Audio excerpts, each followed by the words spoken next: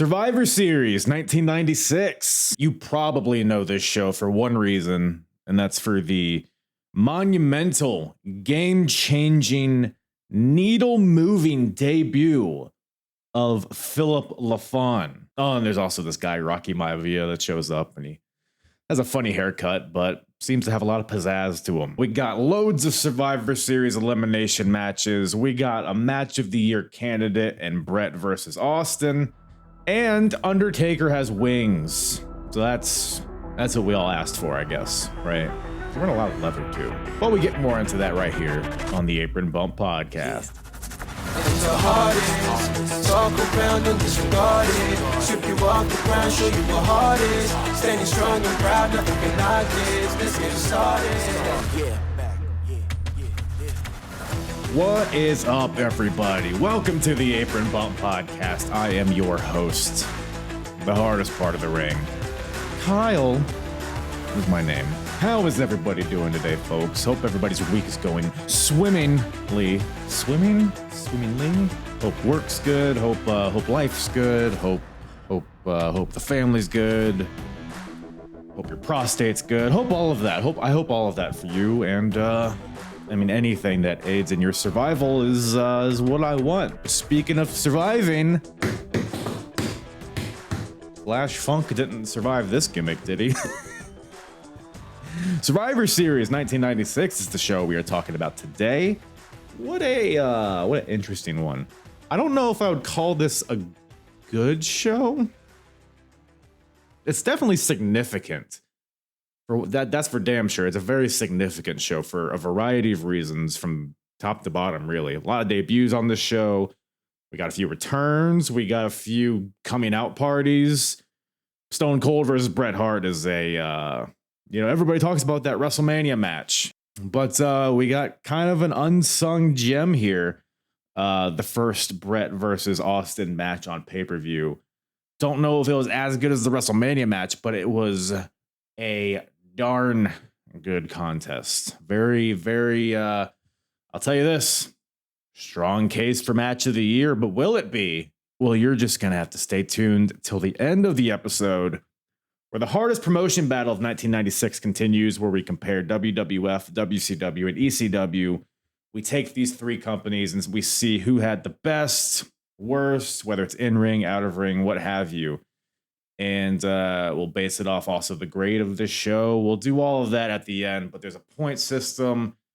Currently, WWF is in the lead based on this point system. And at the end of 1996, whichever company has the highest amount of points will win and will earn a championship purchase from myself. So I'll buy a championship belt of the respective company that wins.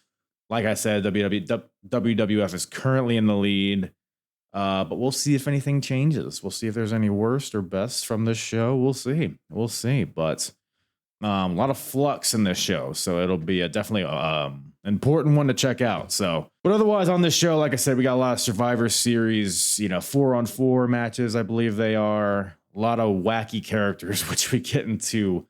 Loads of them, a lot of last time matches we see on this show, as well as the first time. Like I said at the top, this is the debut of one Dwayne "The Rock" Johnson in Madison Square Garden at Survivor Series. Gee Willikers, what a talk about drinking out of a fire hose right out the gate, bro. I mean, this is some wild stuff, but he looked good. But we'll talk more about that. We got a lot to get into. Also, Sid versus Shawn Michaels for the WWF Championship. In the main event, which we see some movement, not just in my pants, but maybe in the championship, as far as whose hands are holding it. You know what I'm saying?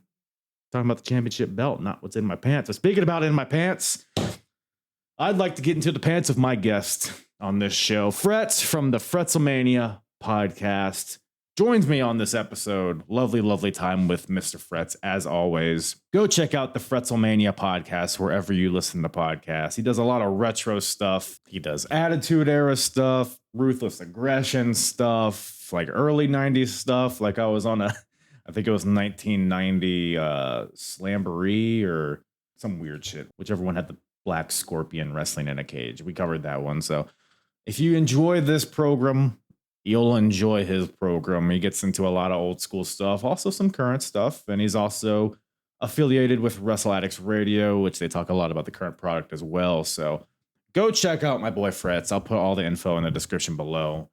And yeah, so give him a follow on the social medias. Do that for me as well, at Apron Bump on all of it. Apronbump.com for all my full episodes. Hey, if you like this era of wrestling, you like mid-90s wrestling, you like new generation, you like WCW, ECW, well, Daddy covers it all on the Apron Bump podcast. So I suggest you go to apronbump.com. You can go to the episodes tab and you can select Wrestling Wars of the 90s. And that'll bring you to chronologically all of the WWF, WCW, and ECW shows that I've covered thus far, starting from 1994 and working my way to where I'm at now, almost through 96. So, hey, if you want to be caught up for the finale of this hardest promotion battle of 1996, binge away, baby. I'll put the link in the description for that as well, or just, wherever you, on YouTube, wherever you listen to podcasts, you know how to do all that stuff. But I think I've babbled enough. Why don't we just get into it, baby? WWF Survivor Series 1996 with myself and Fretz from the Fretzlemania podcast. So you had actually reached out to me a while ago wanting to talk about this show. What is it about Survivor Series 96 that sticks out to you? It's one of the main things is Sid. Like, I was obsessed with this wrestler when I was 96. I would have been 12 years old, and I even named one of my pet cats after this particular wrestler. Tried to make him do the whole fist bump thing, but that would usually result in a scratch or 10. But yeah, it's all about Sid, and I could never track down this particular VHS tape, not until I was dating my high school sweetheart, who was more crazy about wrestling than I am, which I didn't think was possible, and had nearly every VHS like Coliseum video ever made. Really? Oh yeah. So we not long after we started dating, it would just be like, "Well, what do you want to do today? Watch wrestling? Go upstairs to the attic and take your pick." And it put my collection to shame. So some people, when they're with a lady, they put on some, Barry Manilow, maybe some Marvin Gaye. You throw on Sid on the TV and we just see what happens. It's a good strategy. It got things going. Just for you though, right? Yes. Still gets me going, this Sid fella. I mean, he's wet, he's veiny, he's turgid. That's all you can really ask for in a wrestler. And yeah, it's definitely his coming out party for sure here in the WWE, the World Wrestling Federation. But a lot of shenanigans on the way there, though. So obviously him and Shawn in the main event.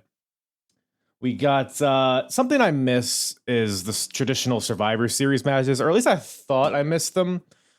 I'll say this. I like these matches when there's stakes to them, a.k.a., 03 when it's Austin and Bischoff, or when it's even a brand versus brand thing. This felt like kind of like a junk drawer of whoever is left on the roster. Let's just throw them on random teams and see what happens.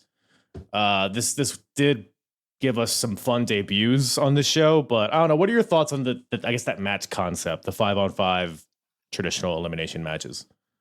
I've always been a sucker for them, and I kind of wish that WWE would just do, hey, tonight here's Survivor Series, here's teams against teams, and nothing but. I really love the idea they did once in 1990 where the winners faced each other at the end, but that is where I would put in a stake. Like, you say, oh, your team won, you're number 25 through 30 at the Royal Rumble or something like that.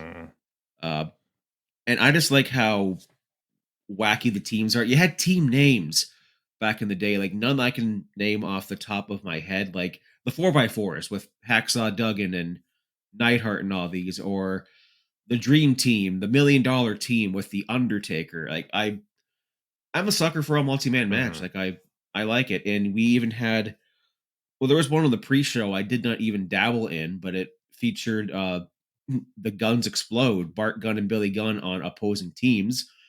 And the only question I have about that is pertaining to today. Why hasn't Billy recruited Bart to feud with the Ass Boys? That's a very good question. What is Bart up to nowadays? Are you abreast of his whereabouts? He's retired. Like I know he was on Dark Side of the Ring. I think when they did the Brawl for All episode, Right. he's just retired. He's just doing his thing. Yeah, that pretty much ended it for him. Sadly, he's like dabbled. He dabbled in a little bit. Like he popped into TNA for a second, a little bit of New Japan. Had a great run in New Just- Japan, a really good one. Yeah, yeah. I'm not too familiar with it, but he's even got a 1-1 mixed martial arts record. So take that for what it's worth. Not counting the Butterbing one, but That doesn't yeah. count. So yeah, to answer your question, I think it'd be a wise choice. I'm sure he's in great shape still. Judging, I remember that Dark Side. Now that you bring it up, Dwayne, can you fuck off? It's gonna knock over my drink. So yeah, speaking of cats fucking off, we got no. You brought up. Well, actually, I guess first of all, before we even dive into the matches, just overall Survivor Series '96 thoughts, thumbs up, thumbs down, thumbs in your ass. What are you thinking?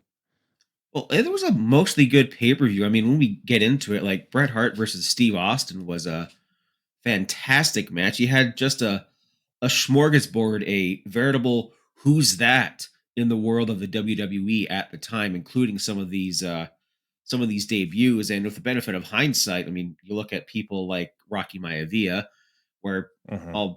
it's mentioned in the match, but JR immediately is like, "There's a blue chipper right there. That's going to be the man." Mhm. Holy shit! Did he ever call that one? He also called Bradshaw being a world champion in 1998. Right. So, yeah, and yeah, we had some duds. Like there was one Survivor Series match that ended in a no contest for no reason at all. This first one here was better than I thought it would. I haven't watched this event in like 20 years, and this opening match was freaking phenomenal. Yeah, I mean with these with these I guess it's an 8-man tag, so it's not 5-on-5. But with these Survivor Series matches, you can literally just list off the names and that's like comedy in and in itself. Both for like just the variety of characters, but also like you said, like it's a who's who, like in hindsight. It's like you have all of these Hall of Famers, all of these future owners of the company, but nobody knows at the time. So it's funny watching this in hindsight and knowing the star power that would eventually come out of this. But yeah, this first match. So we got 4-on-4. We got Doug Furnas and Philip LaFawn making their debut, teaming with the Godwins to take on the team of Owen Hart, British Bulldog, and the New Rockers. Of course, Leif Cassidy and Marty Jannetty. Their last match here in WWF, I believe. Correct me if I'm wrong. Marty's last match because he messed up his leg or something here.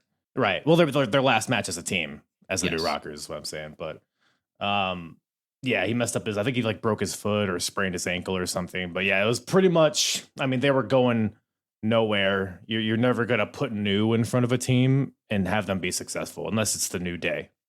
I think that's the one exception. New but Blackjacks. I mean, New Blackjacks. I'm not too familiar. Why don't you educate me? that's Barry Windham and Bradshaw as just the current iteration of, well, current in 97, not long after this. Like I'm been following Cultaholic on their classic reviews, and they just finished Royal Rumble 97. They just showed a vignette Right. for the New Blackjacks because one of them related? Yeah, Barry Windham's related to one of them. So Right. Yes. I mean, the match itself, like, didn't do a lot for me. It's more just like me, it was just interesting because I've been, as you know, I've been following ECW as well in this timeline, and I've seen a lot of Doug Furnas. Also, question: is Philip LaFawn and Dan Crawford, are they the same person? I think one of them's Dan Crawford. I forget who's who, but yeah, I believe you're right. Yeah, that one is Crawford. They just changed his name up for reasons. So Philip. Okay, yeah, I was about to say because I saw it on the card. I was like, oh, it's a new guy, but then he comes out, and I'm like, oh, it's the same guy from ECW. So it's interesting to see them on the stage. There's a few more ECW influences on this show, but Yeah, man. I don't know. What were your main takeaways from this match? I guess. I thought that, well, this team here, I think they're called the Can-Am Express or something like that. They're either 10 years too early, no, 5 years Mm, too early or 10 years too late. Because you would have seen these guys against the Hart Foundation and the British Bulldogs, the Fabulous Rougeaus. You would have been putting banger matches on. However, also, if you fast forward about 6 years after this and you get to SmackDown 6, I mean, these guys versus like Angle and Benoit versus Los Guerreros, Edge and Ray. Even I see big FTR vibes out of this team. And they're pulling off some moves here that the crowd hasn't seen, like that reverse superplex. You can hear the audible gasp in the crowd, like, what the hell was that? I think it was Philip LaFon, right? That did the back suplex to who was it on the Leaf Cassidy onto old Al Snow, dropped him right on his face, almost his head. But I agree, man. Yeah, you were saying these guys came in in a weird time period, like maybe in between eras where they would have been bigger. But I was going to ask that because you're more familiar with this era than I am. It's because spoiler alert, they end up being the sole survivors, I believe, right? Some of them. Yes, they do. So it seems like the company has a lot of stock in them. Maybe they see something in them. How long did they last in the Fed after this? Like about another year. I think they were at Survivor Series 97 on Team Canada, even though there was at least one or two Americans on that team. It was the British Bulldog and their Furnas and LaFon and somebody else versus like Vader and Steve Blackman. There it is. Yes. The early 98, I think they were released. Interesting. Yeah, because I'd never really heard of them in the WWF. I mean, I know that they were big in Japan earlier in the decade, but I don't know. Maybe it's just the tag division just never had a lot of visibility to it. It was always kind of buried underneath everything else. So maybe that's why I'm not too familiar. But no, it was cool to see them get a chance to show out here. A little choppy at sometimes. Like there's one point where Doug Furnas went for a drop kick on Bulldog. I don't know what the situation. I don't know if it was supposed to be a duck or whatever, but Furnas landed right on his head, almost paralyzed himself. And LaFon, I don't know if he doesn't know how to run the ropes or what, but he seemed all out of sorts in this match until the end. But yeah, it was a fine little match here. It didn't really get my gooses going, but I don't know. Did it make yours quack? It did a little bit. I was disappointed that the network dubbed out "Don't Go Messing with the Country Boys" and replaced it with some really shit sounding theme that sounds like Moo Moo Farm or Lon Lon Ranch. So disappointed that we didn't get to mess with the Country Boys. I mean, it's something probably Def Rebel may have done in their infancy. LaFon had a really nice Larry, and Marty did that Rikishi Fatu like 360 cell. One Right. gross part in the match where Vinius, he hawks a loogie up in the air, catches it, rubs his hands and puts it like he's in There's Something About Mary and the hair gel or something like that. Just nasty. Classic. Yeah, and you notice where Marty messed up his leg. He even mentioned it in his Dark Side of the Ring, which was big yikes. But he effed up his ankle something fierce that I think it resulted in some horrible complications later in life, if I'm not mistaken. And it stemmed from this. Yeah, I think he's still not super mobile, right?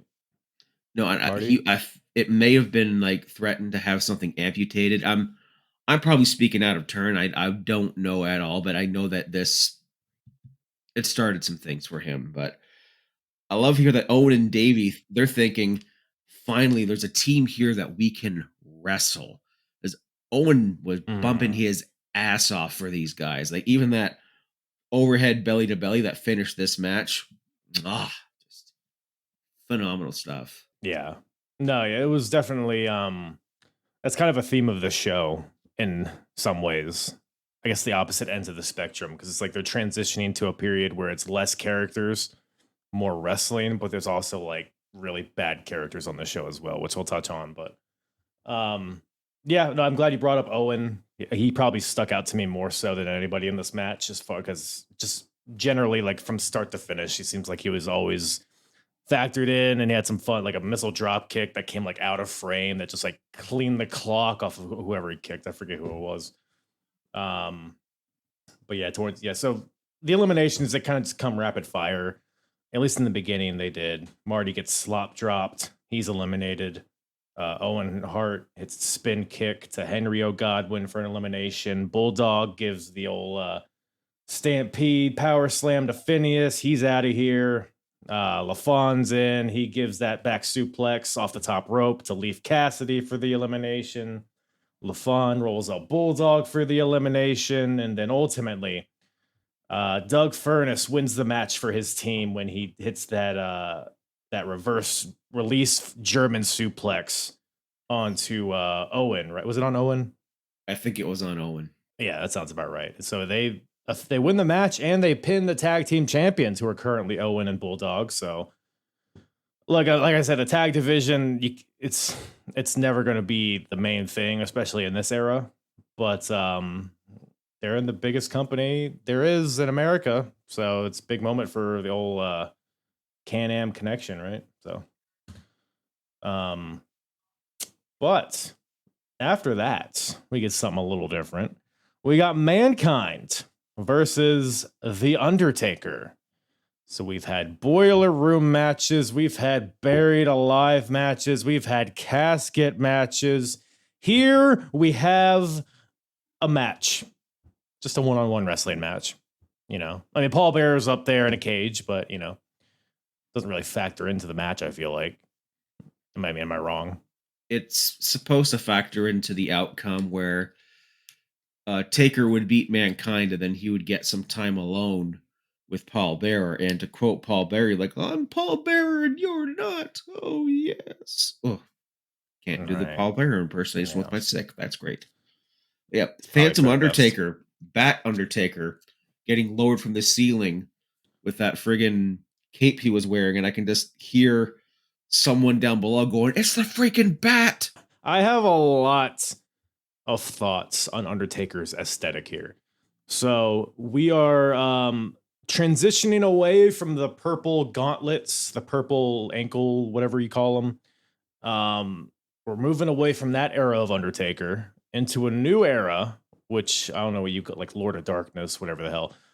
But it's like he didn't quite figure it out yet. It was like a combination of all of the Undertakers, because he had like, I don't know, like the black shirt, the black pants. It was all black, but it was very pleathery. It was very metallic. Like it was, dare I say, you know, because Damian Priest is currently Bisexual Undertaker, but I think this was the original one here, because he had the ropes and I don't know what you call them, that tie. It looked like a Damian Priest attire here he had his hair pulled back, even kind of, it seemed like.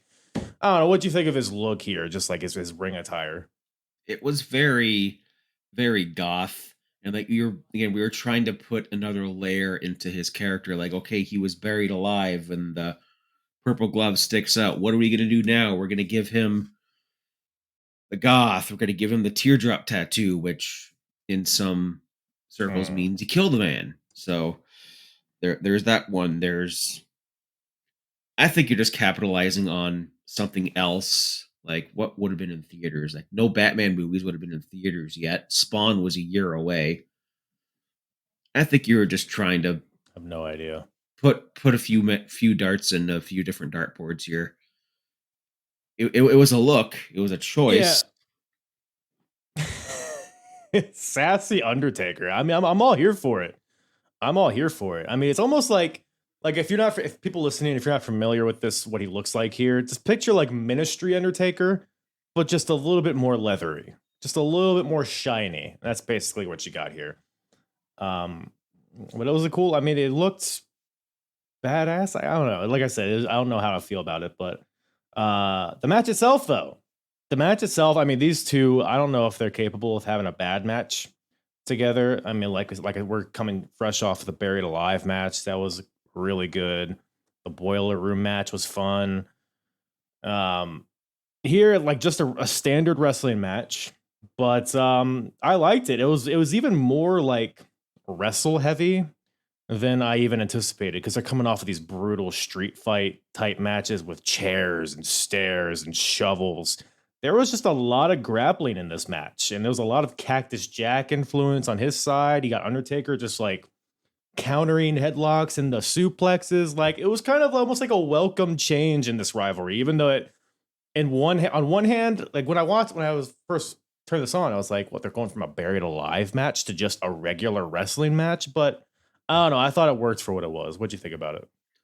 I thought it was really good. Like Undertaker, instead of beating the piss out of his mortal enemy here, he's shoot wrestling, and I'm seeing a young Kurt Angle fresh off of the Olympics taking notes here because if you remember from No Way Out '06, Taker and Angle had an amazing match, one of Taker's best in his entire career, and they were shoot wrestling, like Undertaker pulling out like a drop toe hold and a backdrop over the barricade. That's not really shoot wrestling-y, but pulling out all the moves here that you normally don't see the dead man do.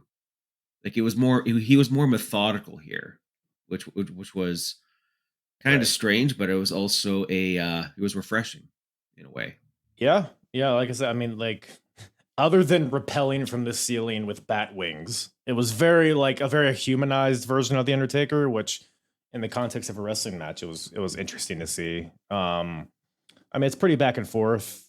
There's some outside brawling, there's some, barricade spots and things like that, but more or less, it's a lot of just like counter wrestling, like Mankind at one point comes off the ropes for like an axe handle, but he gets caught in a choke slam goozle. But then Mankind reverses that into the mandible claw.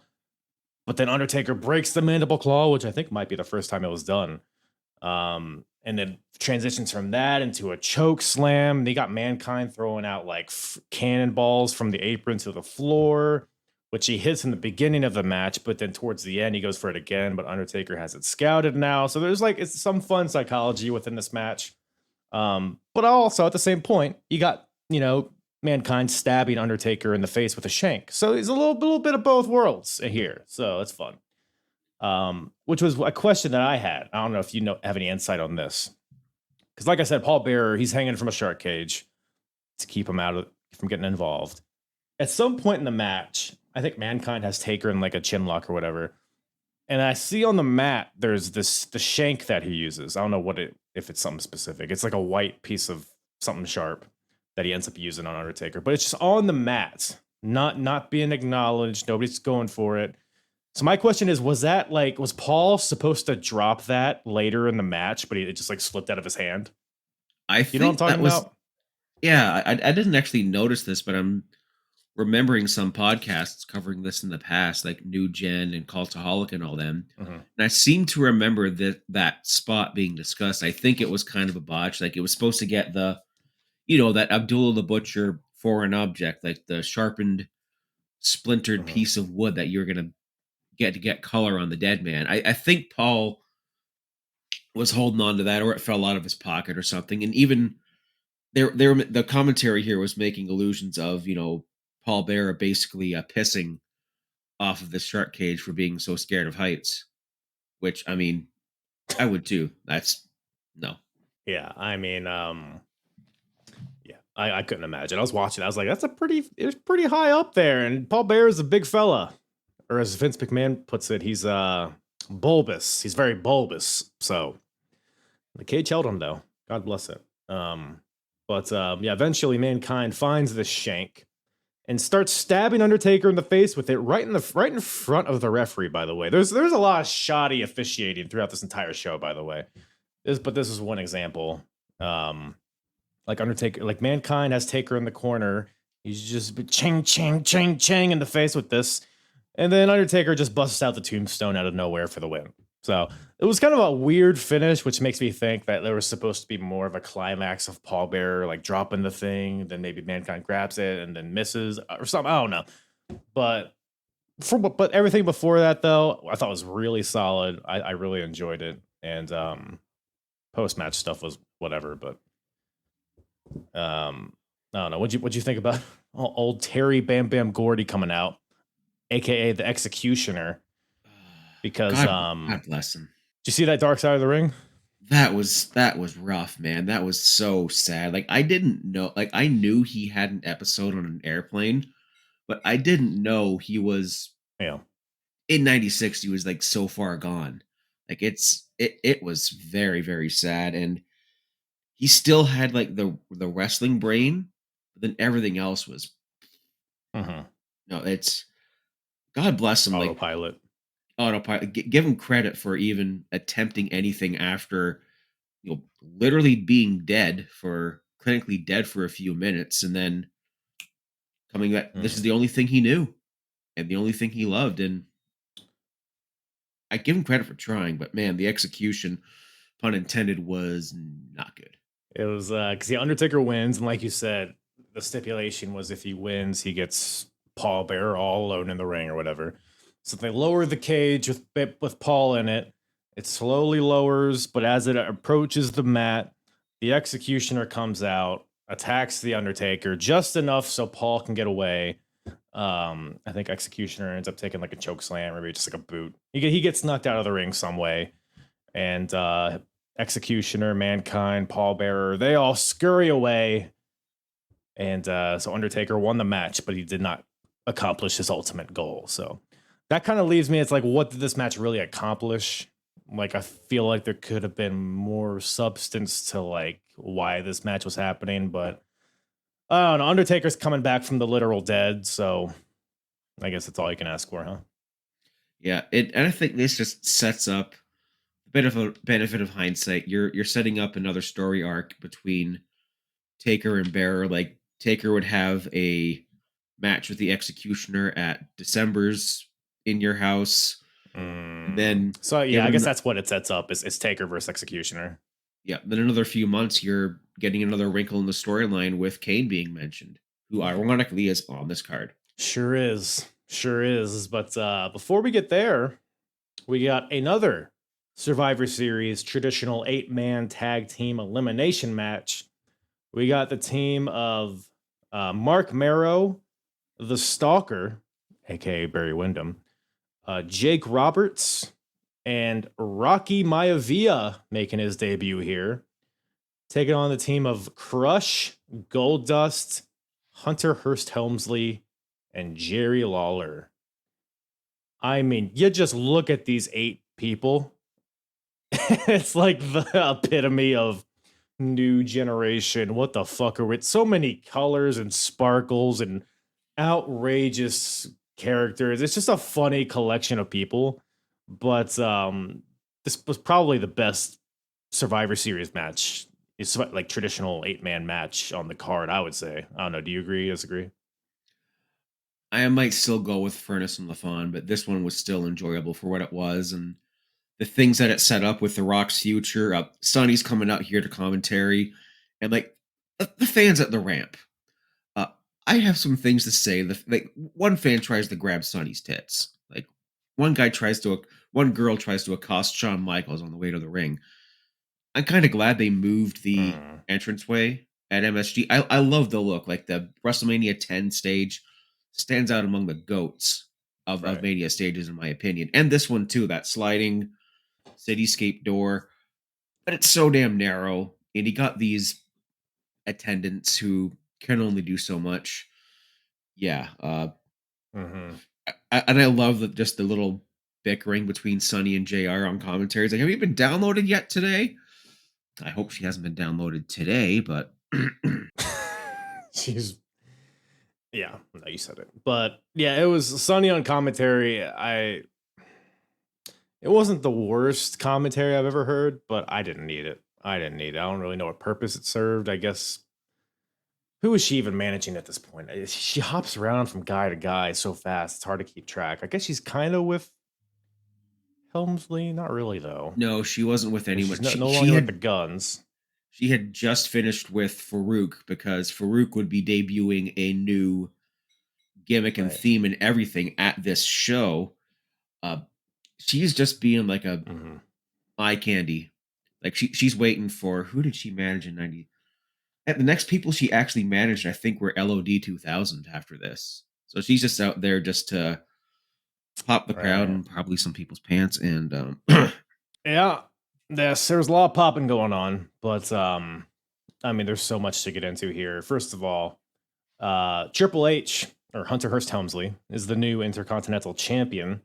He won this title by aligning with Mr. Perfect to screw over Mark Marrow. However, Mr. Perfect has skedaddled from the WWF. There was a lot that went into it. I think it had to deal with the Lloyds of London policy he had. Yeah. He wanted to come back and wrestle, but there was holdups with that insurance policy, and then they lost that policy. But then Vince offered him a contract to compensate for it. But then WCW offered him a bigger contract, so he went there. So it was a lot of tomfoolery and shenanigans behind the scenes. But I don't know, man. I mean, because Perfect, he was just commentating at this point. But were you hankering for an in-ring return at this point, or do you even remember this? Oh, I was watching that. I was watching Monday Night Raw almost week to week at this point. This was around the start of my weekly watching obsession with wrestling. Although I've been watching bit by bit since like 93, but no, I knew Mr. Perfect. I'm like, yeah, I want to see him come back. I want to see him come back and beat Triple H, except he aligned with him. Shit. Yeah, I didn't know what Lloyds of London was back then. Like him and Rick Rude were two of the big ones that were on that whole deal. But because of that same thing, and maybe another bit in the contract, Perfect couldn't appear for WCW or wrestle for WCW until I think his first match was War Games 97 at Fall Brawl, if I'm not mistaken. Yeah. I mean, yeah, there was a lot of legal things happening behind the scenes because he took the contract with WCW while he still had one with WWF, so they had to work around a lot of things. And for people unfamiliar, Lloyds of London deals with if you suffer a career-ending injury, but if you get back into the profession, then you lose that payout or whatever. I don't know. There's a lot that goes into it, but that's generally what was happening here. So you got that. Triple H is here. He's the captain of his team. And let's look who else is on his team. You got Jerry Lawler, who is here for whatever, he's still wrestling. Continuing his feud with Jake Roberts, because we all wanted that to keep going. Goldust is here. Crush. What do you think of this version of Crush? There's a lot of iterations of this man from Hawaii. What did you think of I don't know, Biker Crush? Is that what he is? Jailbird. This was after he was literally in prison for, I think, drugs, something like that. So yeah, and they were building this into his gimmick. He wouldn't be Biker Crush for another few months after this, but this is also that awkward phase between Jailbird Crush and Nation of Domination, which is the same gimmick, just surrounded by other people. Ironically, with Clarence Mason. Yeah. So you got one gimmick playing off of a guy's past in prison, and then on the other side, you got Jake Roberts, who they're playing off of his problems with alcoholism. Man, what a time. What a time in wrestling. But we got Mark Marrow's on the other team as well. Opposite of Hunter Hearst Helmsley, of course. He just took his title from him. Also on that babyface team, you got the Stalker, otherwise known as Barry Windham. What's going on with this? Camo pants. Yeah, he had this camo forest dweller, assassin camo solid snake kind of gimmick, but he came out here looking like USA Express Barry Windham and not G.I. Joe Barry Windham. It was weird. I don't know why he didn't have the face paint. Maybe there was something, or he just said, yeah, I'm not doing that shit. So he came out just looking like someone's Uncle Barry. Looked like Sam Elliott. I don't know if you gathered that one or not. You know who that is? I could see it. Yeah, Sam Elliott from The Ranch, man. Great show. Yeah, he looks just like him if you put them side by side with the crazy mustache and the grayish hair. Oh, I see it now. But yeah, he's here. Yeah, I mean, he's just no face paint. It's just representative of what this gimmick was, if you could even call it that. It was just a half-ass thing to give Barry Windham something, but I don't know. Maybe we missed the boat on old Barry here, and also rounding out the team, of course, the debuting Rocky Maivia. And you said it earlier, he comes out and JR is like, this is the guy. This is going to be the future of this company. And fuck, like you said, nailed it with that one.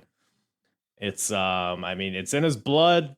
He was very, I'll tell you this, because he comes out with the goofy tassels and the bright blue tights and the I don't even know what you would call his hair, the Jerry curls. Kind of an afro. I was very, yeah, like a half-assed afro, but I was very I was fascinated by his wrestling style here because he was definitely like trying to be Rocky Johnson Jr. It felt like, with like all the punches and the dancing between the punches, like the Muhammad Ali style kind of stuff. So it was very funny just watching early Rock here because it's such a departure from what he would end up being. Although you could see the athleticism, like the kip ups and all that stuff that he would go on to perfect. But I don't know. I thought Rock's first match here, because you always hear the thing like he came as a baby face. People didn't like it, but we're not there yet. He still has some goodwill. I thought he looked really good here. What about you? I thought it was a solid start to his career. I mean, now that you said that, I could definitely see the parallels between him and his father in the ring. He was trying to find his style, and I think he would probably eventually get there in about a year's time when he would become the biggest heel in the company. Crush with a great line here saying that his team is a well-oiled machine of destruction. A little wordy, but I thought it was kind of funny. And Crush's theme, it's like a WCW version of Crazy Train, I noticed here. Oh, that's fun. That's fun. I like that. I didn't notice that. Yep. Sonny's cracking jokes Crush, about Sable's fake breasts and all that. And they say Mark Brown's like, I'm going to have a revelation, which was the name of Jake's snake. Oh, is it? I didn't know that. Jake comes out with his snake, his unsheathed snake. No bag over his snake. He just comes out with it out in the open, throws it in the ring, and I don't know if it really comes into play though. No, it just did Revelation have any offense in this one? No. And they got out of there because Earthquake was probably somewhere in the crowd waiting to settle on another snake. Right. No, he's John Tenta now, pal. Come on now, he's not an avalanche. He's not an Earthquake. He's not a shark. He might have been one of those things by now. Half a beard. He's not the shark. He's John Tenta. He's John Tenta, pal. He's a man. Oh, that's right. I mean, haven't you heard? He's a man. He's not a fish. Big old sack of silver dollars. I'll show you a sack of silver dollars. But yeah, this match happened. I mean, maybe the highlight of this was just seeing Rock and Triple H going at it. It's like these are just two. You got the debuting guy and you got Triple H, who is, he's Intercontinental Champion, but he's still kind of low on the card. They're going at it to like a relative, like the crowd's not super into it, but man, if they only knew what would be like in like 2 years, right? That was their ladder match, Survivor Series, or no, SummerSlam 98, right? Yes. Or is this Survivor Series? SummerSlam. So less than 2 years from now, they would be lighting the, and that was also in Madison Square Garden, right? Yep. Yeah. So 2 years in the same building, they'd be lighting it on fire, and they would both own the company in a couple decades. So really just funny to see how time works sometimes. But I thought it was a fun match. Towards the end, I think it's Goldust and Crush versus The Rock. They're the final three. Crush goes for his dreaded heart punch, but accidentally hits his teammate Goldust. Rock hits the crossbody onto Crush to pin him, and then hits his shoulder breaker, which was his finisher coming out the gates here. It's a Goldust for the win. So Rocky Maivia comes out as the winner among all of these stars. Again, just like Furnas and LaFon, we're really heading to, it feels like a new era, maybe an era that is kind of attitude-y, if you know what I'm saying. So yeah, I thought it was fun. Maybe just from an historical perspective, but I thought this was a fun watch. Oh, from a historical perspective, absolutely. And you had Jake the Snake like baiting Jerry Lawler, like faking him out, hitting the DDT. I thought was a really good touch and a good little notch in their feud. Heart punch, devastating move, absolutely devastating. Triple H is getting the rope assisted abdominal stretch, and the referee, like, he's not having his shit, and he kicks Triple H off of it. Like, when I'm at just before Judgment Day 2000, and there's a little feud between Earl Hebner and Triple H, something that you and I are going to have to talk about in a little bit. But man, the win here from Rocky was great, and I noticed his music at the end was super super delayed, like Kevin Dunn was asleep at the switch or something. Well, the music was delayed, but also Rock didn't really know where the hard cam was. So he has some things to work out. I mean, he wins the match, and it's just, yay! Yay! Like, turn around, RM. Come on now, what are we doing? But yeah, no, I'm glad you brought up the Jake DDT to King, because like I said, hopefully that fucking ties up their little feud.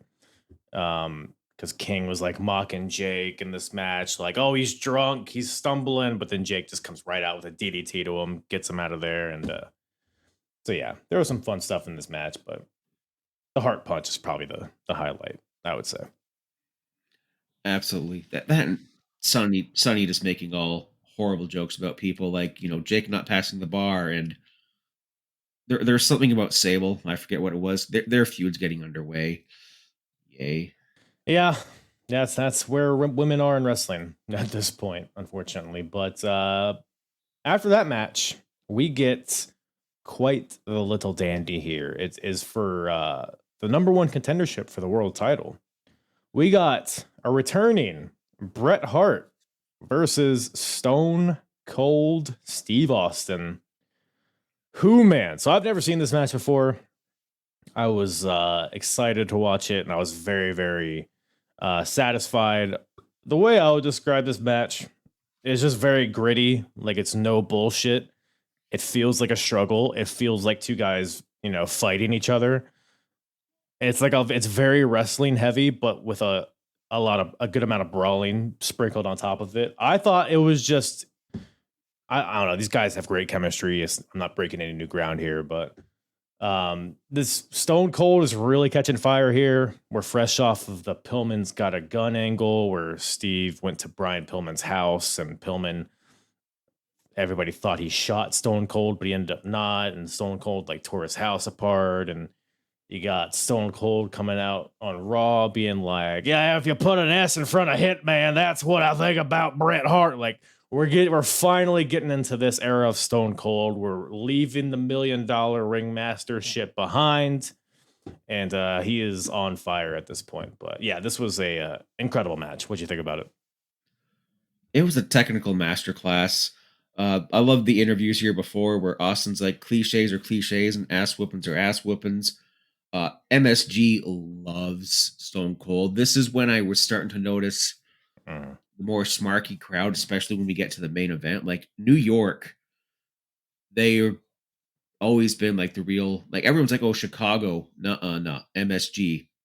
MSG is like the smarky smart crowd. There was a wrestling sign. I don't know what it said, but it was written on a bed sheet. And I just want to know how many fluid stains are just waving around out there amongst the people. Kind of grosses me out just a little bit. Yeah. If you put a black light over that arena, it's nothing but light you would see. So, but yes, you were saying it just nasty. MSG ain't a church, but it's holy ground. And on commentary here, I noticed that JR essentially foreshadows the submission match at WrestleMania 13 between these two folks. I don't know if he alludes to it or be like, oh, this should be a submission match, because you have Austin, who hasn't won with $1 Million Dream since March, versus the sharpshooter. Right. And right away we get, Steve doing the double bird. And I just wrote down here, no notes, enjoy match. Piper Hart finish from WrestleMania 8. And how good was Austin pre-neck surgery? Like, I forgot how solid of a technical wrestler he was before that thing happened. But this might be like the best match of 1996 across all of the companies, honestly. This was very, very good. Yeah. I mean, yeah, Austin was just like, because it's not like he's throwing out moonsaults or fucking like crazy pile drivers or anything. He's just like explosive. He attacks the mat even when he's like. There's one part in this match where like he charges Bret, but Bret counters into a hammerlock and just drives him head first into the mat. It's like kind of like a whatever spot, but it's just there's like so much aggressiveness and intensity in this match. Intensity is probably the word for it. Like that, you felt like these guys were trying to win a contest. And I think ultimately, like, you can have all the high spots, you can have all the false finishes, all the hoopla, but just give me guys that are kicking the shit out of each other. And these guys portrayed that amazingly, I thought. But yeah, so like in the beginning, because the story here is what Bret or Steve challenged Bret, and Bret accepted because he deemed Steve as the best wrestler in the company, maybe other than himself.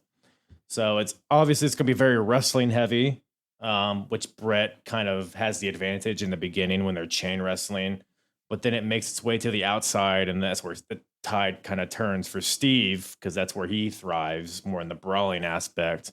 There's a lot of like barricade spots. I think Bret gets catapulted into the announce table, like behind it, and then they're like brawling underneath it. You know, the Austin punches.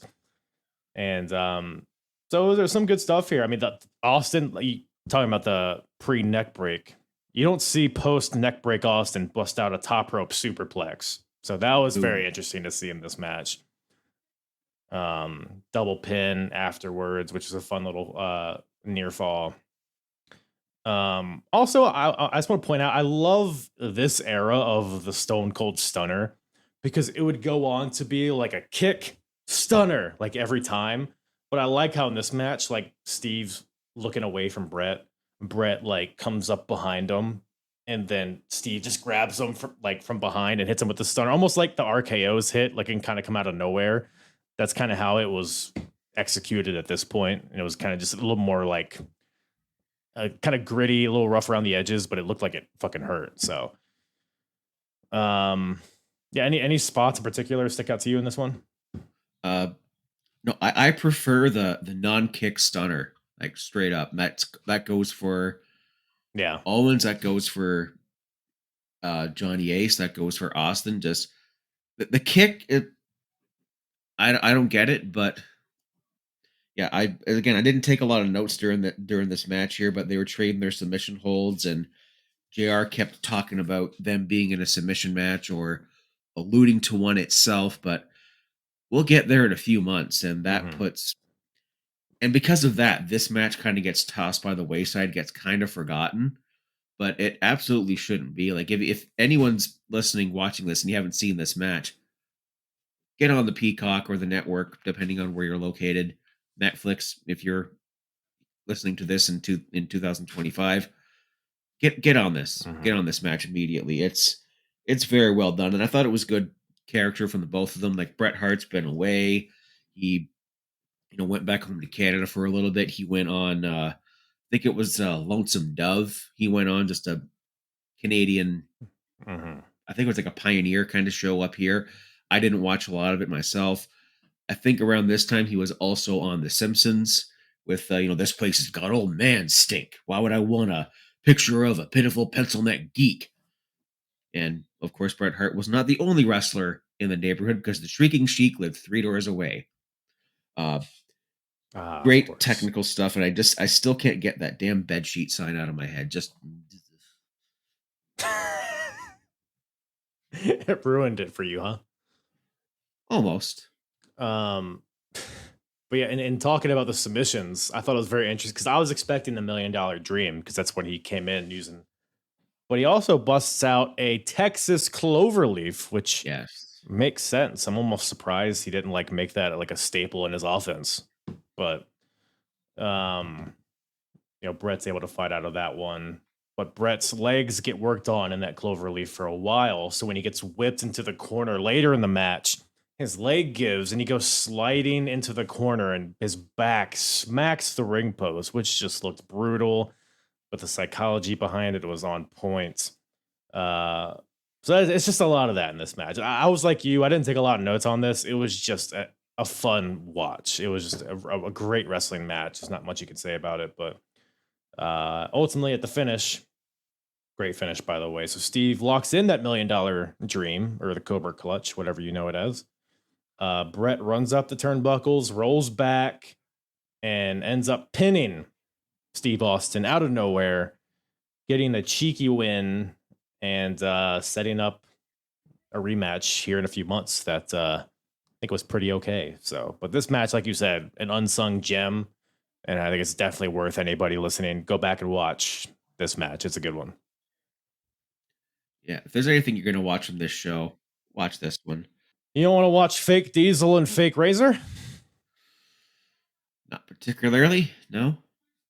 I'd rather watch Sid talk about Destiny. I don't think anybody did.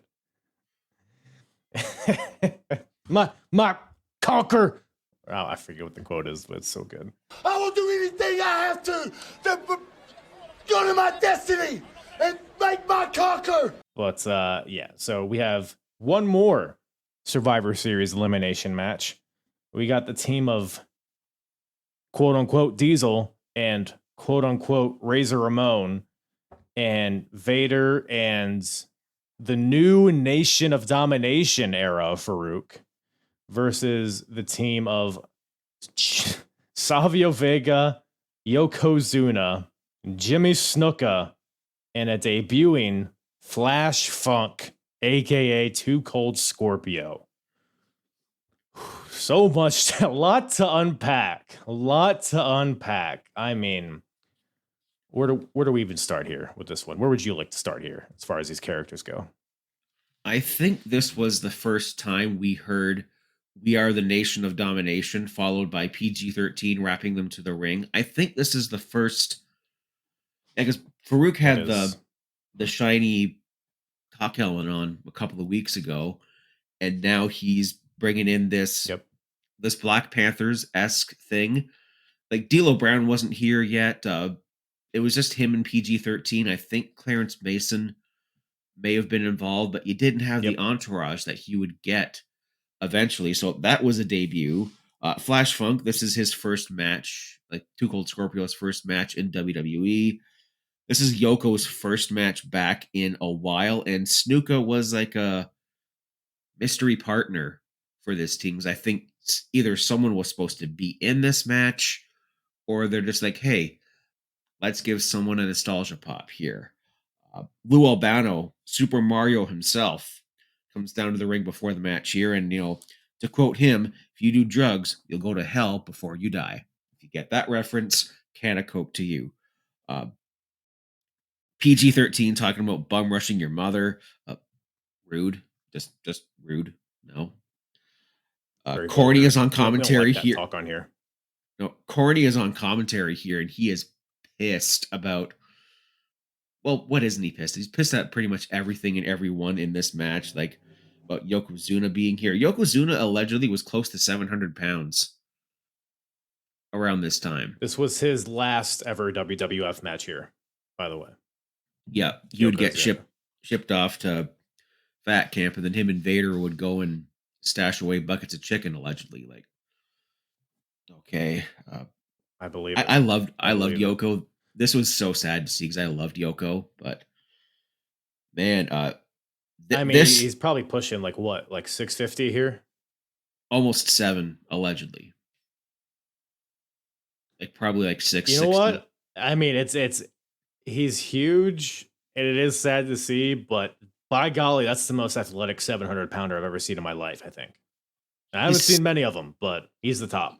He is still pretty agile. I mean, he's nowhere near, like, if you see his Coquina run from NWA in like 89, 90, he is a totally different guy. He's like what Solo Sikoa is today. He is quick, he's impactful, and as he packed on the pounds, he got slower, but there was still that little bit of agility and edge left in him, pulling out a sick Uranagi during this match. Just his cousin's backstage take. Oh, I can take onto Vader.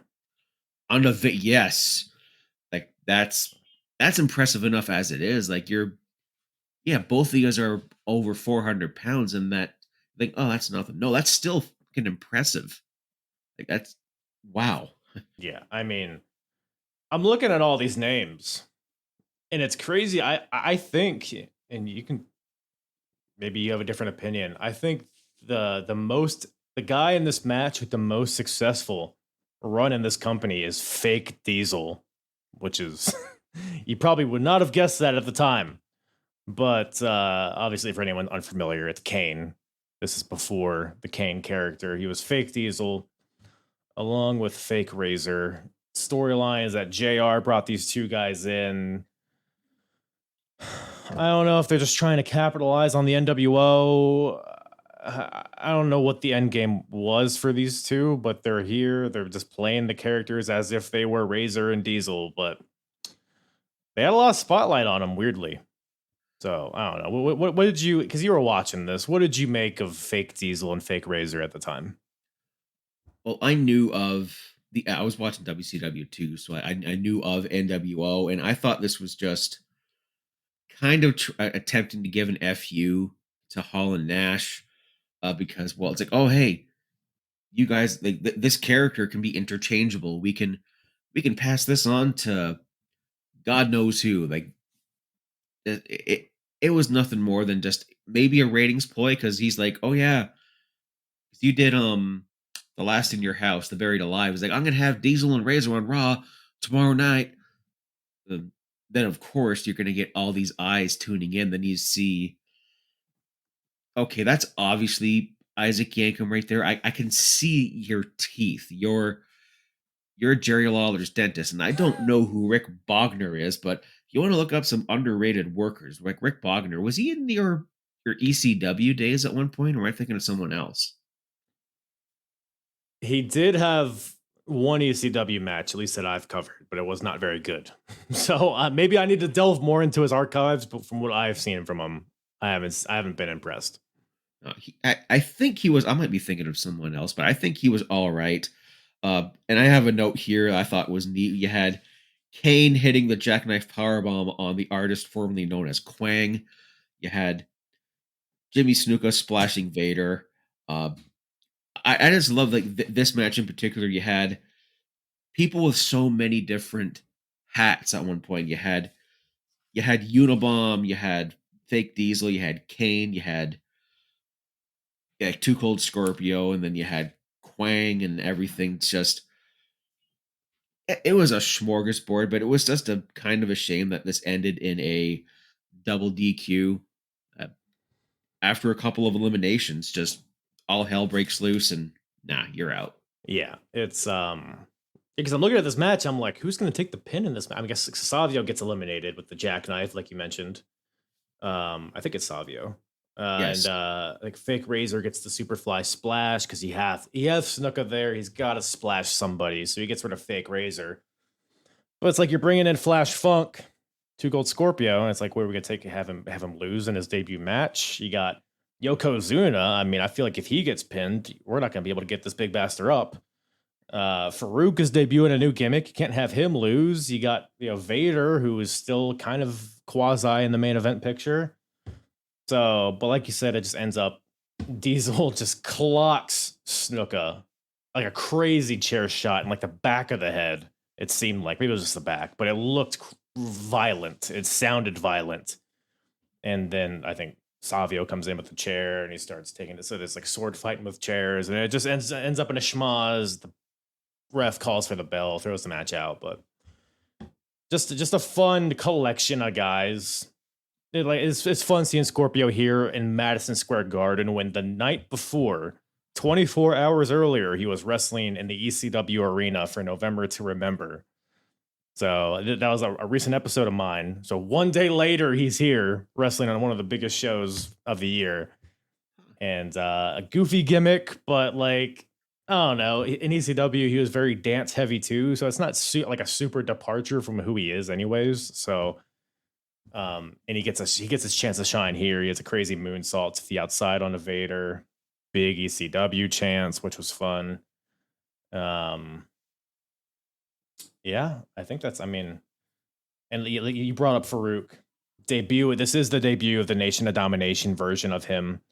And the presentation was just awesome, man, because you have PG-13, like you mentioned, wrapping him out to the ring. And then you got Clarence Mason. You got like two other guys in suits. So he does kind of have an entourage going at this point, which makes him feel like a big deal.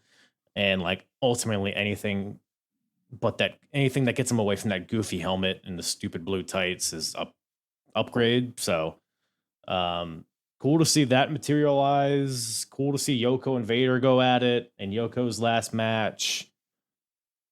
I mean, anything else in this match? It is not a lot happening wrestling wise. It's just fun characters collectively in one segment, I think. And there's just a lot of things that are just getting put on the back burner. Like, we're waiting to get to the fireworks factory that is Farouk versus Ahmed Johnson. Like, Ahmed would be cleared within months. Like, I honestly thought he'd get involved in this match, but he was still pretty hurting. And again, you have Flash Funk having his debut match. I'm like, okay, we're going to have to get this guy's in a good singles match on Raw the next night, which I think he does. You're trying to shine a spotlight on that. And then, Savio is kind of dead in the waters. He would be joining the Nation in just a little while. Snuka was just the nostalgia pop, literally. So you're trying a few different things here that we're going to see pay off in dividends just a little later. It should have been versus Ahmed and friends, but we couldn't get here yet medically. Yeah. And on Snuka, I don't know if we mentioned this. He's so they had the Hall of Fame the previous night, and Snuka was inducted in that class. So that kind of ties into why he's here. Do you have any recollection of other members of that Hall of Fame class? I have a list here, but just want to see if you remember any. Not in the slightest. Maybe like someone like Freddie Blassie is the only person that would come to mind. Maybe Antonio Rocca. Who would they have inducted back? Fabulous Moolah? No. So we got Jimmy Snuka. We got Killer Kowalski. Ooh. Pat Patterson. Mm-hmm. Vince McMahon Sr. Johnny Rods, who was going to make an appearance in an upcoming TNA episode. Captain Lou Albano, who we saw earlier. And one guy I'm not too familiar with, Baron Michael Scaluna. Oh, yeah. Scicluna. I know exactly who that is. I think he was the one that invented the claw. I think. So everyone talks about Von Erich. So I'm like, no, I'm pretty sure Baron did it in like the 50s, if I'm not mistaken. But I know that name. Right. Yeah, it's a pretty powerful class here, but so that's, ties into why Snuka's here, and cool to see him do a splash, and he might have murdered somebody in the past, but do a cool splash. That's all we need from you. But anyways, we got a couple murderers on this show. So we got Snuka, Marty Jannetty. Anybody else on this show murder anybody? Let's see here. Doug Furnas, I don't think so. Sonny, it's 3. Yeah. Yeah. It's pretty stacked lineup in that realm, but real murderers row. That's fun. I like that. I like what you did there. Well, we got the main event here. These guys, speaking of murder, these guys kill it here. Well, kind of. So the WWF Championship's on the line. We got Shawn Michaels defending against Psycho Sid.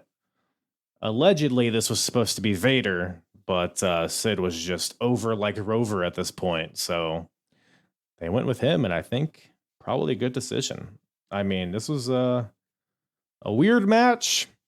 I don't know if that's good, bad. I don't know. It was a weird one. I don't know. What do you think about this main event here? I thought it was all right, like a good back and forth. This was a great, David and Goliath kind of match. Sid is so over at this point, and man, Michaels was getting booed out of the building at some points in this match. Sid, he literally might be on like my top 10 favorite wrestlers of all time. Like, it cannot be understated how much I loved this guy when I was a kid and how gutted I was when he left just months after this. Go to WCW and have a good run, but I seem to remember one bit. I think it was either leading up to this match or leading up to the Royal Rumble match where Pete Lothario son of Jose Lothario, Sean's manager mentor, getting powerbombed through it. It looked like a bench at the hockey arena. Like it was just this little bench in the dressing room. It reminded me. I grew up watching my family members play hockey in like a small town rinky-dink arena. It reminded me of that, and it looked like it hurt. But yeah, again, I mentioned it earlier. Some fan tried to accost Sean on his way to the ring, like just try to grab him and all that. And Sid having his promo about sanity and God knows what. Vlad was clearly cited several times during this event, even hugging Sid at the end when he won the title. Shawn Michaels just bumping his ass off. They were working the knee. You got Sid hitting a Cobra Clutch, $1 Million Dream. We got hitting Jose with the camera, and then he hits Shawn Michaels with it for good measure. That's your new champion. Yeah, just like, because like you said, the crowd they were not pro Shawn Michaels at this point. They were very pro Sid, but it almost felt like, because the match was because Shawn was working the leg of Sid. He was hitting with like chop blocks and leg submissions and leg bars, and like Sid would start to like fire up and he would get going, he would hit the ropes, and then Shawn would like cut him off, just drop kick his knees out from under him. So it's almost like it felt like Shawn was kind of leaning into being a heel here, just kind of chopping him down. Sid would make the comeback. So the match is kind of structured as if Sid was the babyface here. But then, like you mentioned, Sid ends up grabbing the camera, like the 1996 bulky fucking cameras that'll kill a man, grabs it, hits Jose Lothario off the apron, which, why are you on the apron, Jose? Maybe you deserve that. But Sid hits Jose with the camera, knocks him off the apron. Shawn takes advantage of the distraction, hits the sweet chin music onto Sid, but he sees that Jose is on the floor, so he goes out to check on him, and commentary's putting this over like Jose's having a heart attack, which feels unnecessary. But that's what we got going on here. Sid, because Shawn is tending to Jose, he's like a father figure to him. He's like, "Are you okay?" And Sid comes out, grabs Shawn by the hair, throws him in the ring. They start going at it. Shawn goes for a crossbody onto Sid, but Sid gets out of the way, and Sid pulls the ref in the way, and Shawn takes out the ref. And then ultimately Sid's able to hit Shawn Michaels with the same camera, and then hits the power bomb to get the win. So we got a new world champion, Sid, which is crazy. That's what the crowd wanted. It was a cool moment. Like you said, Sid was super over. I'm quickly becoming a huge Sid mark myself, so I was a big fan watching this, but I don't know. Did we need the camera stuff? Did we need the Jose stuff? I feel like he could have just, I guess the rest of the match was just okay, but I don't think the camera and the Jose enhanced this at all. I don't think. Maybe Shawn didn't really want to lose clean. He wanted to get a dusty finish because lest we forget, this is Click backstage douchebag, like top of the food chain, Shawn at this point in time. So maybe he didn't want to go very clean. And it's kind of ironic we're talking about Vader here. Next month's In Your House is called It's Time. And Vader is, I don't think he's even on the show. Maybe he's on the pre-show, but he is not there.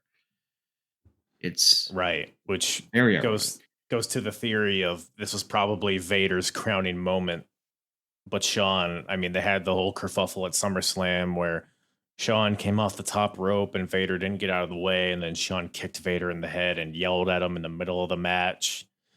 So I imagine they didn't like each other, and Shawn probably wasn't going to put over Vader and have him take the title. So let's give it to Sid, who happens to be hotter than Vader at this point. But yeah, it's crazy that, like, if he's not on the card, that's wild that they just kept it as It's Time. Like, I don't know, what would they call it if it was like a Sid themed In Your House?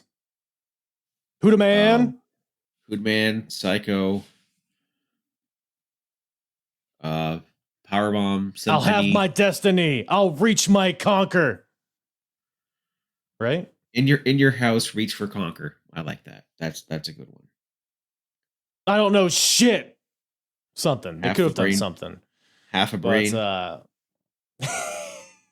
half the brain that in your house 12, half the brain that I have.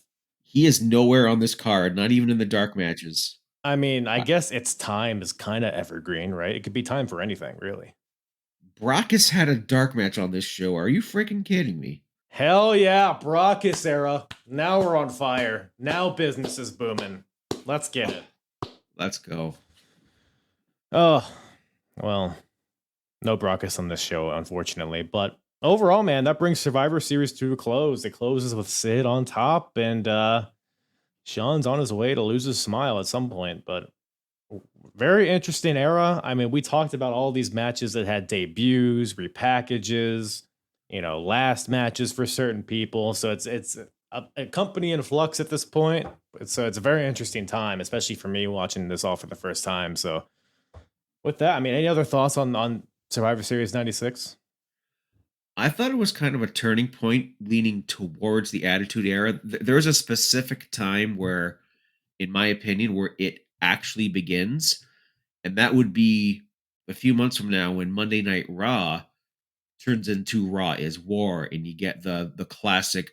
It started out with The Beautiful People by Marilyn Manson. That was the theme for about a couple of months. And then you got Thorn in Your Eye, which would stick until Union Underground changed it up in 2002.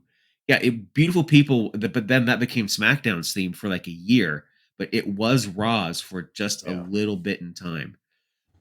It was a great, interesting transition bit. You see little bits and pieces of Attitude in here. Even before that, with Pillman's Got a Gun, you knew they were throwing shit at the fan and seeing what was going to stick here.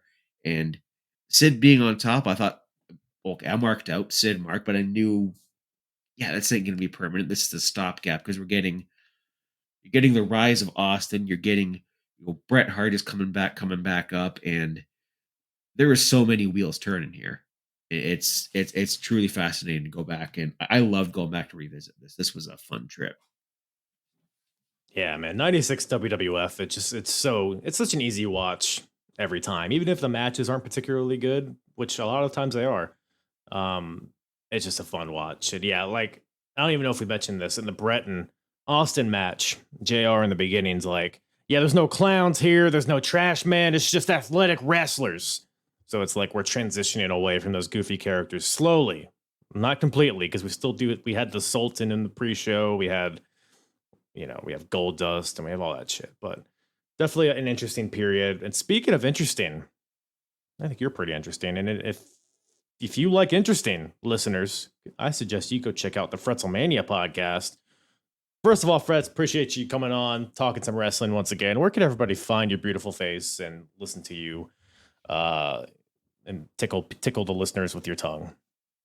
Well, you can get all those things by following me on my social medias. That's Twitter, Instagram. I forget Blue Sky exists sometimes. I deleted Threads, but Fretzlemania, that's Fretzle Mania. I am, of course, on Wrestle Addict Radio. Say it with me, folks. The cure for the Common Wrestling Podcast, home to the Kings of the Rings podcast, streaming every Tuesday night with King Ricky, Willie T, and K-Fabe. You got Nate the Effin' Great, Brace for Impact. He is in TNA. He is in the Main Event Mafia storyline right now, and I'm going to be talking to him in the very near future about something there. And Mr. YLP, the Young Lions Perspective. You get your news of the week. You get your predictions and your previews with Zach every Saturday. I'm going through the Attitude Era right now. Like, I'm on the road to Judgment Day 2000, which, well, ironically enough, is going to have you on the show for that. So that's an Iron Man match between The Rock and Triple H we have to look forward to. And yeah, I dabble with some modern wrestling too. Like, I reviewed WrestleMania this year. I'll probably do SummerSlam, Money in the Bank. Money in the Bank's in my backyard, but I won't be able to go. So yeah, if you like retro, modern, you like all that, you can follow my stuff. And of course, we're still Addict Radio. We have a Discord, much like yours. I think you're on it. We shoot the shit. We share memes. We have a good time. Our merch. Just check my link tree on Twitter. It's all there. And you're on Feet Finder, right? OnlyFans, Grinder, all that stuff, right? In incognito mode, yes. But I'm under a different guise there, and I'm not of legal sense to divulge that information. I'll tell you off air. Okay, yeah, we'll get all the information. We'll take this offline. Once again, thank you to Fretz for joining me on this episode. Always a lovely, lovely time with Mr. Fretzel. Go check out the Fretzlemania podcast. Wherever you listen to podcasts, all of this stuff will be in the description below. Join the Discord, which he's also a part of. So if you want to hop on in, I'll put a link in the description as well. And follow me on all those. You know what? I think we might as well just dive right into this bad boy. Hit that jingle, Bartholomew. WCW, ECW, WWF, who's the hardest promotion? Eric or Vince or Paulie? I think we can agree, though, it's mostly shit. Okie dokie then. Hardest promotion of 1996. What are we thinking, gang? So if you're watching on YouTube, I'm sharing my screen, so you'll be able to visually follow along here. But if you're listening in audio land, I'll walk you through it. Basically, what we have here is a scoreboard with a bunch of different criteria. We got, pay-per-view quality, as well as in-ring quality, out-of-ring quality, just the general roster. Point values are associated to each thing, whether it's negative or positive, whether it's a worst or a best, what have you. We'll get into each individual thing. But first things first, we got to grade this pay-per-view because that'll factor into the points as well. Survivor Series 1996. From a scale of S to F, S being one of the best shows of all time, F being a show that I'd rather chop off my nipple and let it hang and let an alligator eat it. And yeah, so is this show like that? Is this show of the quality of my nipple falling off? I don't think so. I don't think it's that bad. It's definitely a C or a B, I would say. C or B. I'm feeling B, and I've done a few B's in a row here as I'm looking at this. Because I think Bret and Austin definitely ups this up. It's definitely a boost to the show. And there's some fun debuts, but remember, we're not watching this with hindsight. We're watching this as if we were watching live. So yeah, The Rock debuted here, but we're not taking into account like the significance of it. As of right now, he's just this blue chipper young guy with blue tights and a bad haircut. Looks pretty good, but that's not like, oh my God, this is the legendary moment, So, but, you do got like Snuka and Jake Roberts. You got Jake Roberts and Lawler tying up their little thing. Flash Funk. You got Too Cold Scorpio debuting, which is cool. Mankind and Undertaker kind of just spun their wheels a little bit, but it was not a bad match, but nothing really progressed. Not much, really. Can-Am, what's Furnas and LaFawn, the Can-Am Connection? Is that their name? I don't know. So you got some pretty significant stuff here, but as just like, and the main event was it was weird. I think a B minus is what I'm thinking here. Not that it matters here. Is a B too generous? Is what I'm thinking. I think a B is fine. I think Bret and Austin was so good, and Sid winning the title in the main event, even though the match was kind of subpar, was also a cool moment. So this show had a lot of moments, and really, ultimately, that's what it's all about, right? So we'll throw a B at this bad boy. So now we go over to this tab and we see which promotion has the highest average grade in their pay-per-views / special events. And WWF still has the highest grade on average, which leads us to no change because that's what it was beforehand as well. So WWF maintains those 6 points. And just a recap of the overall points so far, and we'll get into all the point changes and whatnot. WWF is currently in the lead with 13. WCW has 5. ECW has 4. So we'll work our way through this scoreboard and see if there's any changes in these scores. So, like I said, WWF maintains at 6 points for the best overall average pay-per-view grade. This show was not the best or the worst of the year. WrestleMania, we gave that an A. Super Bowl has an F. So no changes there. So WWF maintains the 2 points for the best. WCW maintains the -1 for the worst. So, yeah. So, in-ring. So just a general kind of look at the in-ring quality of each company. Right now, we're tracking WWF as the best overall. Oh, this is tough because WCW, first of all, I don't think ECW is in the conversation. I think ECW has a lot of great stories, which we'll touch on later, but their in-ring isn't really up to snuff as of this point. In 96, it hasn't been a banner year. Like, they've had some good stuff, but just a lot of garbage as well. So it's between WWF and WCW. WCW has the cruiserweight division, but that's kind of it, honestly, like from just an in-ring perspective. Whereas I think, and this is why I've had WWF at the top, is because they just feel like a more well-rounded product in ring. So I'm inclined to keep it that way. And now we're introducing Too Cold Scorpio and Doug Furnas, Philip LaFawn. We got Rocky Maivia up there. Steve Austin's cooking. Bret Hart's back in action. Sean's still there. Taker and Mick are doing their stuff. I think WWF still holds on to this. So they maintain that 4 points. Best match of the year. So we are currently tracking Shawn Michaels versus Diesel at In Your House 7 as the best.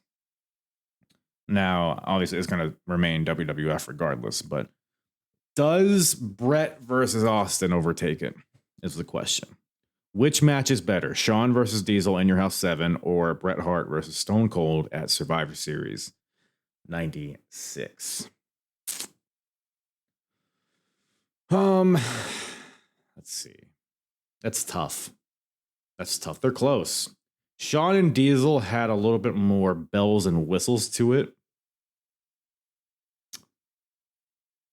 Austin and Bret was a little bit tighter, I would say, from just like the technical aspect of it. Shawn and Diesel was for the title. Bret Austin was not. So you have the stakes kind of factoring in a little bit. Both build-ups were very good.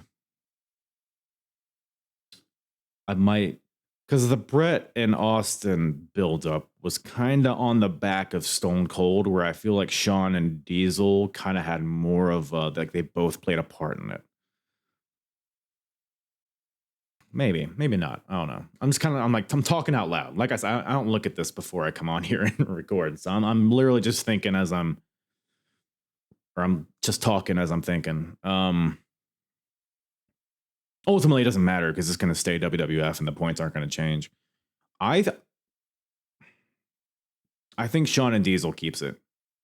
I just really love that match, man. I think it's a really good match, a really high energy match. So was Bret and Austin, but I think Shawn and Diesel just had a little bit more. I think what puts it over the edge for me is just you have the street fight element, you have the title on the line, main event. I think it's just overall just a better package, but not by much. I think I could be swayed.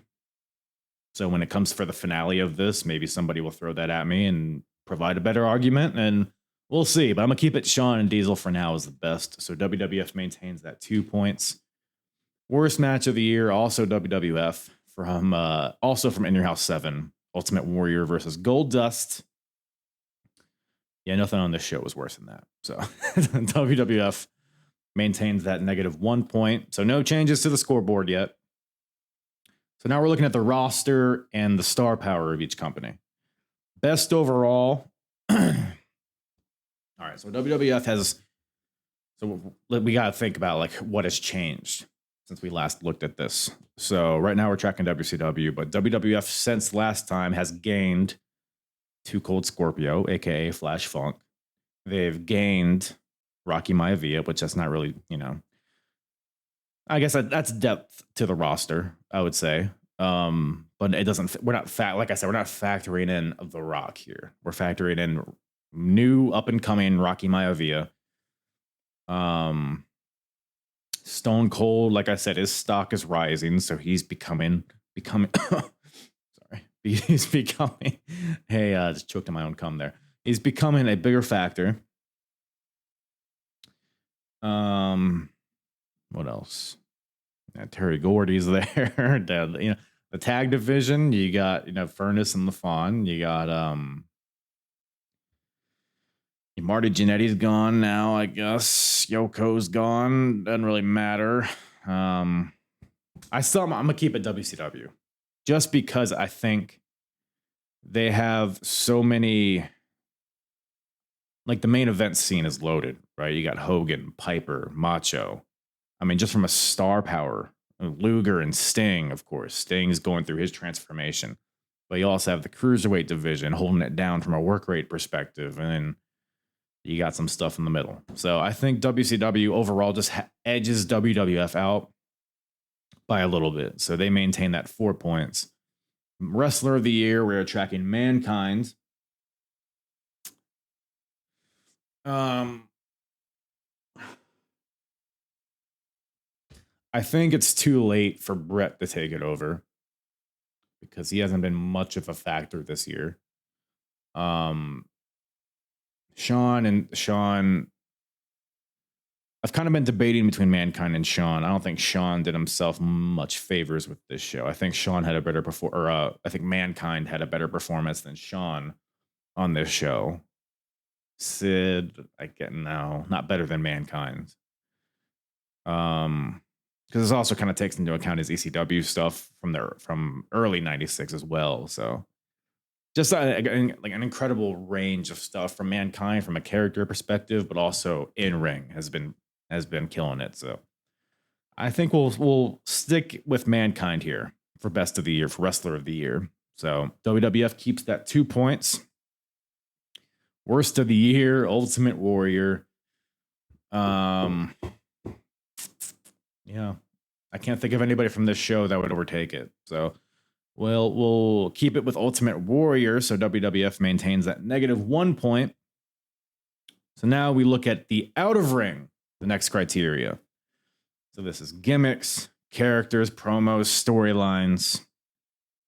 Best overall. Right now we're tracking ECW as the best. Found a fucking piece of falafel underneath my keyboard. We are tracking ECW as the best.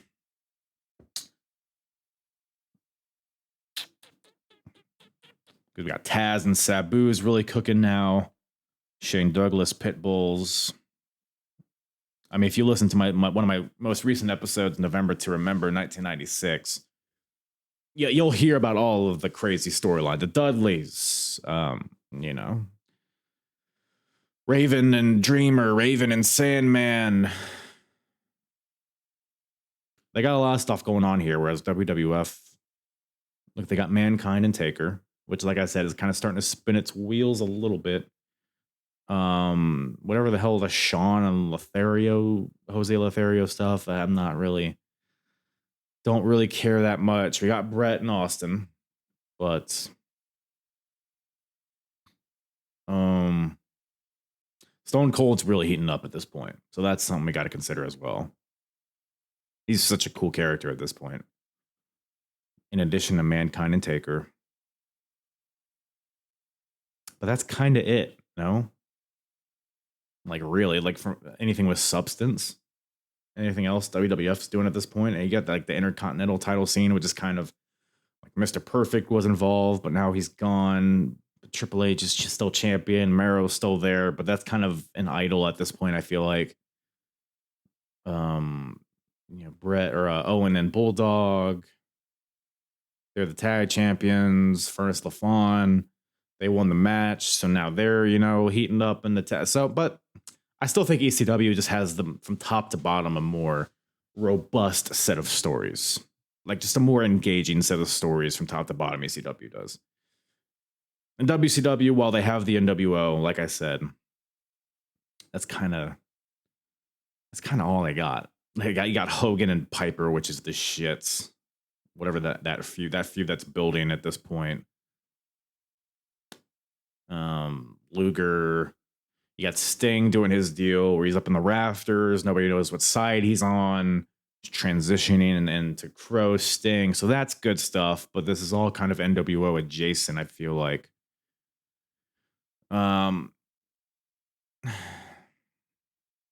Like we're building a World War III, so there's not a lot of stuff, not a lot of meaty stories going on in WCW. So I think so. Best overall, I would say ECW maintains at 4 points. Best character storyline going on right now. We're tracking NWO as the best. You know, it's interesting. You see guys like Stone Cold Steve Austin emerge, which is like a direct answer to the NWO. Part of me wants to say Stone Cold is a more captivating character. But I think NWO is just such a widespread, like it's catching fire. You see the fans in the audience wearing the NWO shirts. Like it is something like we've never seen before. So I think NWO has to hold on to that for now. So WCW keeps that 2 points. Worst character / storyline. Tracking Jerry Lawler. You know, he's kind of been low key recently. So he hasn't been as egregious. Seems like we're wrapping up the story with Jake, maybe. So that's something that could change by the end of the year. I mean, did we throw the Executioner in there? Did we throw... I don't think it's that bad. Just I'm thinking anybody else. I don't really think, I mean, the Jose Lothario. Part of me just wants to throw Jose Lothario. It's stupid ass. Super Sock. Yeah, I think Jerry Lawler holds on to this, but something tells me that we might get a WCW or ECW person overtaking this at some point, but I don't know. We'll see. So I think Jerry Lawler holds on to this for now. So overall, all that said, no changes here. No changes to the score. WWF still in the lead with 13. WCW has 5. ECW with 4. So only a few more shows left, folks. Only 3 more shows. We got 2 more WCW shows and 1 more WWF show. And then comes the finale. So we'll see how this whole thing wraps up. And when that finale comes, like I'm going to reach out. I'll post it on social media. I'll post it in the Discord. I'll say it on here as well. Feel free to send in your input. You disagree with any of this stuff? You can send in a video. You can send in an audio. You can send in a scratch and sniff something, and I'll try to decipher it, whatever. But more on that when we get closer, but keep an eye out for that. So good times. Good times. Well, hey, appreciate you tuning in. Appreciate you getting inside here and noodling about a bit as we talk about some wrestling. Can I tell you what a child I am? I looked over to my left on my little Amazon show thing that has like the date and time and the weather, and said it was 69 degrees outside, and I just couldn't get that out of my head. I'm a fucking child. Anyways, I'm gonna go outside and enjoy that 69-degree weather. Thank you all for joining in. Love you. Smooches. Mwah. I'm hard. Yeah. It's the hardest. Talk around and disregard it. Strip you off the ground, show you what hard is. Standing strong and proud, nothing can knock it. Let's get it started. It's the hardest. Talk around and disregard it. Strip you off the ground, show you what hard is. Standing strong and proud, nothing can knock it.